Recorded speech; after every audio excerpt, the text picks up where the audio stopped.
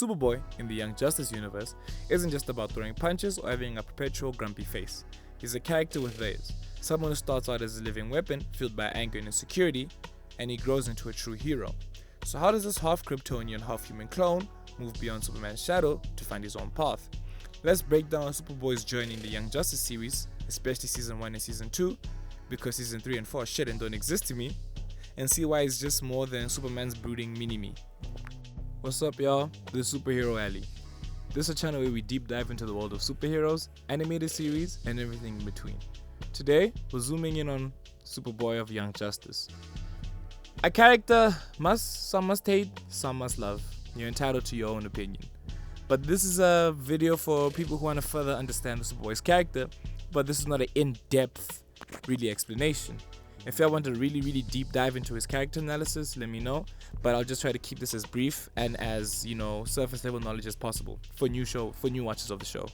So whether you're a long-time fan or someone just getting into the show, stick around as we unpack Superboy's journey through Season 1 and Season 2.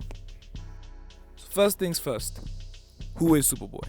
Superboy, whose real name is Connor Kent, is the clone of Superman and Lex Luthor's experiment to create the perfect Kryptonian soldier. His origin story is a roller coaster of identity, power, and purpose, making him one of the most complex characters in the series. From the get-go in Season 1, we see Connor struggling with his dual heritage. On one hand, he's got Superman's incredible powers, you name it, super strength, flight, heat vision, the ability to pull bad bitches, you name it, he got it. And on the other hand, he's grappling with his origins. Being a clone created by Lex Luthor's Reach organization, this internal conflict sets the stage for his character's development throughout the series. Starting in Season 1, Episode 1, Independence Day. Independence Day isn't just our introduction to a team of teenage superheroes. It is also the beginning of Superboy's identity crisis. Connor Kent, a clone created by Superman's Cadmus Labs, wakes up to the harsh reality that he was literally made to either replace or even maybe destroy Superman. Right out of the tank, Connor's filled with lots of rage. Thanks in part to that DNA cocktail made up of Superman and Lex Luthor's genes, imagine being born into the world with an emotional complexity of Superman's most feared enemy, but without any context. It's no wonder that for a while, Connor just reacts, lashing out whenever he's triggered. But there's another side to Connor that we start to see to develop. In Episode 4, Drop Zone, we see him trying to assert his leadership. Put on the new stealth tech. No capes, no tights. No offense. It totally works for you. In that you can totally do good work in those clothes.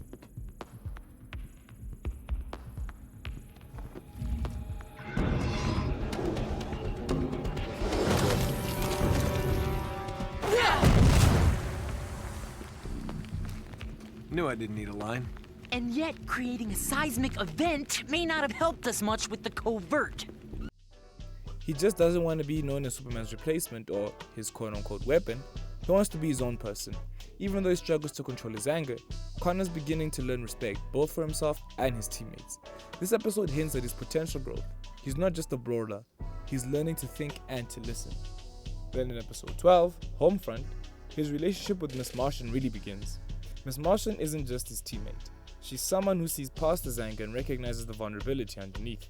For Connor, this is a game changer. It's through her kindness and patience that he starts to believe that he's worth more than just his DNA. This isn't just a romance, it's a source of hope and belonging for him. And while we're focusing on Young Justice, it's interesting to note how Superboy's portrayal compares him to his comic book counterpart. In the Teen Titans comics, Connor Kent also struggles with his identity and heritage, but Young Justice takes it a step further by exploring his psychological depth and team dynamics in a more nuanced way. Here's the ugly truth. I wasn't devastated. Even with Superman, Tornado, you, the whole league dead. Even though I didn't save Wolf, I watched Artemis and Kaldor die, and abandon McGann. I felt at peace. See, from the moment I first opened my eyes in that Cadmus pod, there's been one thing I've wanted and feared. To know what it is to be Superman.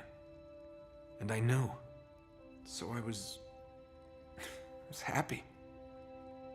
Everyone I care about dead or traumatized, and I'm happy. How do I get past the guilt of that? How do I live with myself?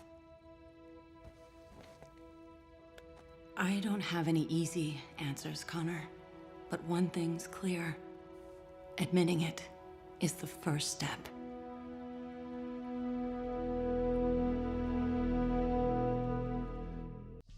The show does a fantastic job of maintaining the essence of the character while giving him a unique storyline that stands on its own. This balance respects the source material while offering fresh perspectives. His bond with other heroes are what grounds him, showing him he's more than just a weapon or a tool.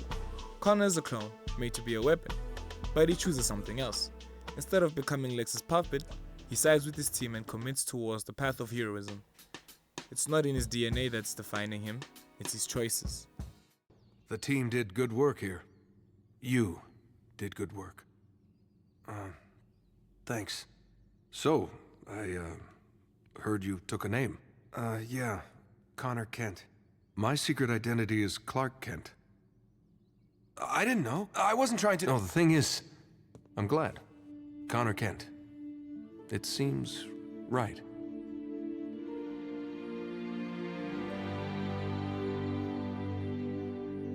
By the time we get to Young Justice Season 2, Invasion, 5 years have passed, and Connor's transformation is even clearer.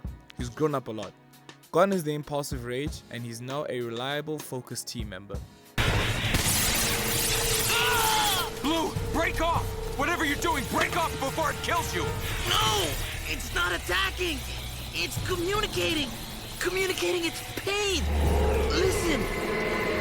Where is the stillness of wood, of stone, of crystal, of metal? All this noise, all this life is pain. We sense the power in this place. Power enough to destroy us, to end the pain, to be still again. I can relate. I mean, we can help you. We will help you. He's found purpose in protecting Earth and mentoring the next generation. He's no longer defined by anger or his connection to Superman. Connor has become someone who thinks before he acts and values his team over personal vendettas. In Season 2, Connor's mentoring others, showing restraint and thinking strategically. He's found a role in where he can make a real difference, and that's used for a character who wants to struggle with purpose and identity. Then there's that moment in Complications, when he's captured by Cheshire and Sportsmaster. Here, we get a perfect contrast to the angry, impulsive Connor Kent from Season 1. Instead of fighting blindly, Connor keeps his cool. He becomes a strategist, showing patience and control that he didn't have before. This new Superboy, who doesn't act on emotion, but thinks ahead and values the mission.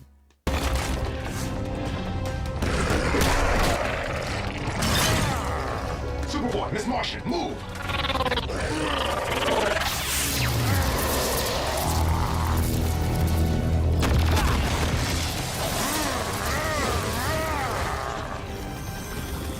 You should really learn to channel that anger. Connor's arc in The Young Justice is a story of self-discovery, transformation, and choice. From a brooding clone who was programmed to rage, he became a calm, strategic hero. Connor proves that he's more than some of his DNA. He shows us that no matter where we come from, we can always choose to be something greater. Young Justice gives us a character who's not just about powers and abilities, but about finding out who you really are and fighting for that person. So next time when you think of Superboy, remember he's more than just Superman's brooding clone. He is a hero forged through struggle, growth, and ultimately choice. Thanks for watching, hope you enjoyed this, and this was just a surface level analysis into the character of Connor Kent. If you wish for more in-depth analysis, please let me know and I'll gladly make that video. Don't forget to like, subscribe, share, comment your favorite Superboy moment or quote, and until next time, see ya.